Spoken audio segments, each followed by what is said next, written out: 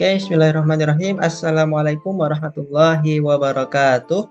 Pada kesempatan kali ini kita akan menjelaskan tentang search and sort ya. Jadi materi kali ini mungkin tidak terlalu banyak. Nanti kita akan langsung ke praktik saja. Untuk yang pertama ada search ya atau mencari. Jadi search di sini kita memiliki dua jenis search atau dua metode untuk search ya. Yang pertama ada linear search atau sequential search ya.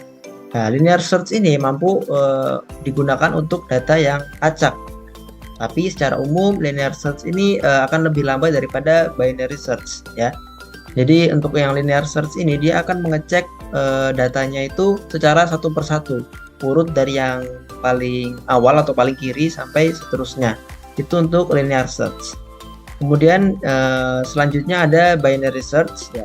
Binary search ini itu hanya untuk data yang sudah diurutkan. Jadi kalau linear itu bisa untuk data yang acak, nah binary ini nggak bisa, dia hanya bisa untuk data yang sudah diurutkan. Nah secara umum dia ini lebih cepat daripada linear search ya. Sebenarnya di beberapa kondisi bisa linear search yang bisa lebih cepat, tapi bisa juga binary search yang bisa lebih cepat. Cuma untuk secara umumnya biasanya linear search ini bisa lebih lambat dan juga binary search ini akan lebih cepat seperti itu. Kemudian untuk yang selanjutnya ada sort ya atau mengurutkan. Nah, sort ini itu digunakan untuk mengurutkan data yang acak ya. Di sini kita akan menggunakan yang namanya bubble sort. Bubble sort merupakan salah satu algoritma pengurutan yang sederhana yang bekerja dengan cara membandingkan dan menukar elemen-elemen berdekatan yang tidak terurut dengan cara satu persatu hingga seluruh data terurut. Nah, proses ini mirip seperti gelembung dalam air yang naik ke permukaan. Nah, makanya disebut atau dinamakan dengan bubble sort. Kemudian prosesnya sebagai berikut ya. Membandingkan dua elemen yang berdekatan dalam array. Jadi nanti data yang kita miliki itu kita masukkan ke dalam dua array. Nah, di situ akan dibandingkan ya. Jika urutan kedua elemen tersebut tidak sesuai, maka dilakukan pertukaran posisi. Nah, proses pertukaran ini itu akan terus berlanjut dan secara berulang, sehingga tidak ada lagi pertukaran yang dilakukan dalam satu data tertentu sampai semua itu akan terurut ya sesuai yang kita inginkan. Oke, ini untuk penjelasan awalnya. Untuk lebih jelasnya kita akan menuju kepada contoh praktiknya. Baik, di sini kita sudah memiliki contoh untuk yang linear search ya. Jadi di sini kita menggunakan data array atau kita memiliki data array. Di sini isiannya ada dari 20 sampai 89 ya. Nanti di sini kita akan mencari ya. Nilai yang kita cari itu dia terdapat di data keberapa seperti itu ya. Di awal kita menggunakan perulangan for ya untuk menampilkan data-data arraynya.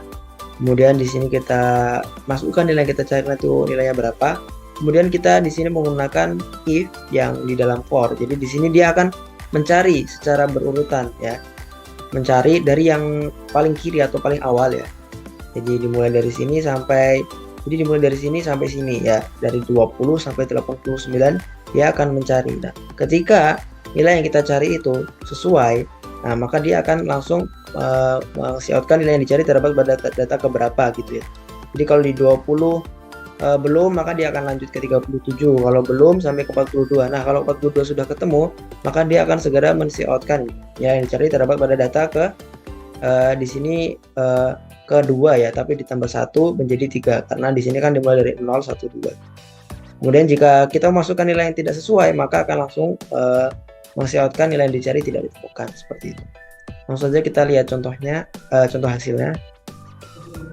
Oke, jadi di sini sudah muncul ya. Kita akan langsung coba saja. Jadi di sini misalkan kita ketikkan masukkan angka 2. Nah, maka dia akan menunjukkan nilai yang dicari terdapat pada data ketiga ya. Jadi dia itu caranya dengan mengecek secara berurutan ya. Nilai 42 ini ada di data yang keberapa? Ada di 20. Kalau misalkan bukan, maka lanjut ke 37. Kalau bukan lagi, lanjut ke 42. Nah, kalau sudah, maka dia akan langsung segera men-outkan ya. Nilai yang dicari terdapat pada data ketiga. Ini untuk yang linear search ya. Kita akan lanjut ke contoh berikutnya. Nah, ini untuk contoh linear search yang berikutnya ya. Sebenarnya masih mirip dengan contoh yang sebelumnya. Biasanya di sini kita menggunakan data yang lebih banyak ya. Kita menggunakan 10, kalau tadi hanya menggunakan 5. Dan di sini kita memiliki variabel tambahan ya. Jadi kalau tadi cuma mengeceknya saja, di sini kita menambahkan variabel ditemukan sama hasil cari ya. Jadi ketika ini pengecekan seperti tadi ya, apakah data itu sesuai dengan yang dicari? Nah jika iya, maka ditemukannya akan bertambah. Nah kemudian yang ditemukan ini dimasukkan ke array dari hasil cari. Ya. Kemudian untuk yang di bawah ini, jika misalkan tadi kan sudah sesuai jika data yang dicari itu sesuai dengan yang dicari ketika melakukan perulangan di sini for, maka di sini akan men-outkan nilai yang dicari terdapat pada data keberapa ya. Dengan di sini perulangannya perulangan dari yang melihat dari yang hasil cari. Kita lihat contohnya saja. Nah, di sini misalkan kita masukkan untuk yang 11 ya, maka dia akan memberitahu bahwa dia ada di data ke-8 ya. Jadi untuk cara kerja masih sama, yaitu dengan mengecek satu persatu dari paling kiri sampai di sini dia berhasil menemukan ternyata dia di data yang ke-7 sebenarnya, tapi ditambahkan 1 maka menjadi data yang ke-8 karena dimulai dari 0. Selanjutnya kita akan menuju ke contoh untuk yang binary search. Nah, untuk yang binary search ini terlihat berbeda ya dibanding dengan linear search. Jadi di sini kita menggunakan low, mid, dan height. Ya. Jadi pertama data arraynya sudah ditentukan ya, data-datanya dari 11 sampai 100. Dan di sini harus urut ya. Kalau tadi yang linear itu bisa acak, kalau binary ini dia harus urut. Nah, kemudian di sini masukkan angka yang ingin kita cari ya. Kemudian di sini ada low dan height ya, batas low-nya itu di 0 dan height-nya 9. Nah, ketika low-nya itu lebih kecil daripada height, maka kita akan menentukan ya yang mid. Mid-nya itu mid sama dengan low ditambah height dibagi 2. Maka itu akan menjadi nilai mid-nya ya.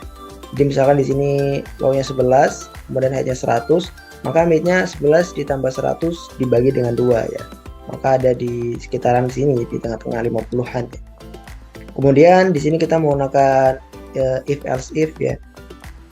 If ya, jika targetnya itu sama dengan data yang mid ya, maka akan langsung ditemukan ya.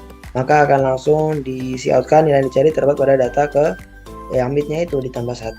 Itu kalau nilai yang dicari itu tepat berada di mid atau berada di tengah-tengah. Nah, tapi kalau misalkan tidak tepat di berada mid, misalkan targetnya itu lebih besar daripada mid ya, maka low sama dengan mid plus 1 ya. Low-nya itu jadi maju ya, atau bertambah. Low-nya itu berubah jadi yang mid-nya itu, mid-nya plus kemudian mid-nya ditambah 1. Nah, jika targetnya itu lebih kecil daripada mid ya, maka height-nya yang sama dengan mid dikurangi 1, jadi mundur ya, mundur. Nah, kemudian jika selain itu maka nilai yang dicari tidak ditemukan ya. Kita coba saja. Oke, jadi misalkan kita masukkan di sini ya angka 88. Ya, maka dia akan memberitahukan nilai diri terdapat pada data ke-8 ya. Ini untuk yang binary search. Nah, mungkin untuk yang binary ini mungkin tampak kurang jelas ya kalau di sini. Maka kita akan mencoba untuk memperjelasnya. Kita akan menunjukkan di sini ada animasi atau yang dapat membantu untuk memperjelas dari linear search dan binary search itu ya.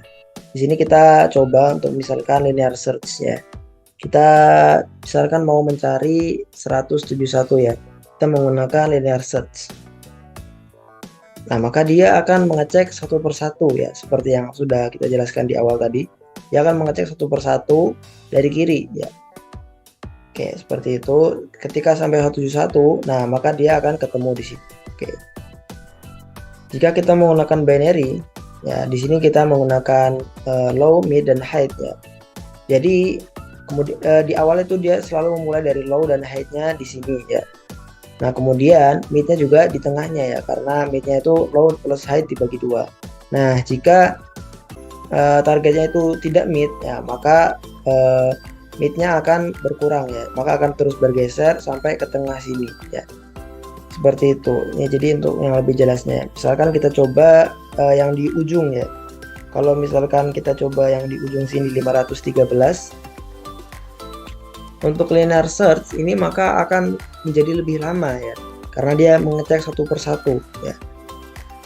Nanti dengan yang binary search mungkin dia akan relatif lebih cepat karena dia mengeceknya tidak satu persatu seperti binary ini, seperti linear maksudnya. Nih, misalkan kita coba untuk yang binary, ketika dia mau menentukan 513 ya. Nah, karena angkanya di sini maka dia akan lebih cepat seperti itu ya. Mungkin ini untuk yang membantu memperjelas dari linear dan binary search-nya. Kemudian yang terakhir kita akan beralih ke sort ya. Oke, baik, ini untuk sort ya atau mengurutkan ya. Jadi di sini kita akan membuat sebuah program untuk mengurutkan angka kecil ke yang terbesar. Jadi nanti kita akan memasukkan data angka-angka ke array ya. 10 data kita akan memasukkannya secara acak ya, tidak berurutan. Kemudian nanti akan diurutkan oleh program ini. Caranya bagaimana? Di sini pertama kita akan menampilkan dulu data yang sebelum diurutkan. Nah, kemudian untuk mengurutkannya, ya, bubble sort-nya yang seperti kita sebutkan di awal, dia menggunakan nested for ya atau perulangan bersarang. Jadi di sini ada for yang luar dan for dalam. Untuk for luar itu dia pertama-tama untuk menyimpan data-data ini ya.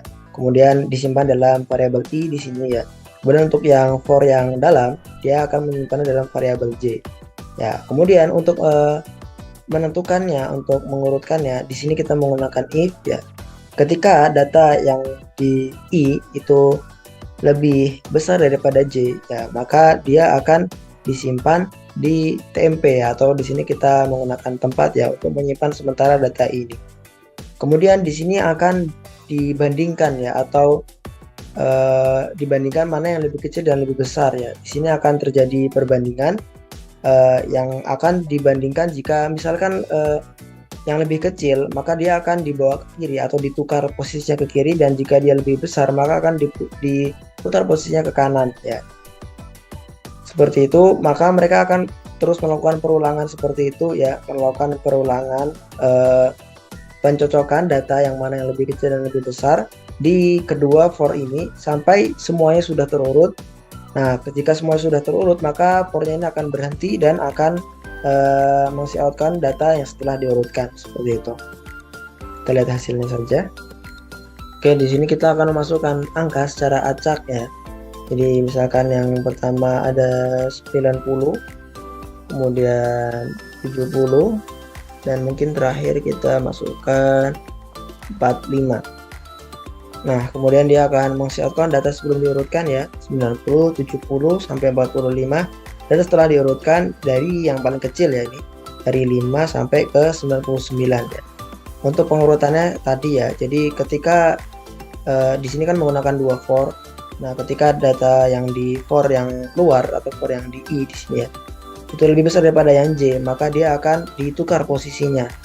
Seperti itu. Jadi ketika yang di 90 ini itu lebih besar daripada yang sebelahnya, maka akan ditukar posisinya ya, akan ditukar posisinya sampai yang paling kecil itu dia ke paling awal atau paling kiri, dan yang paling besar akan di paling kanan.